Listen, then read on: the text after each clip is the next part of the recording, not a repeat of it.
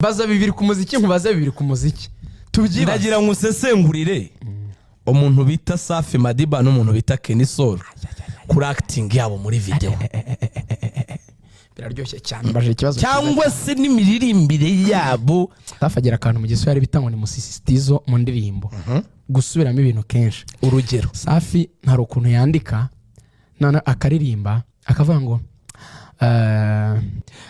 nkabaho nyuzwe igice ibyishimo byo ntabyo ikirenze n'ubuzima nuko umwanzura ari wowe kugumana kuramba n'igihe cyose ni umwanzuro w'ubuzima bwawe umwanzuro ni wowe ni wowe ni wowe umwanzuro ni wowe umwanzuro ni wowe ni wowe ni wowe ndakene nuko ari gushyiramo bikakujyamo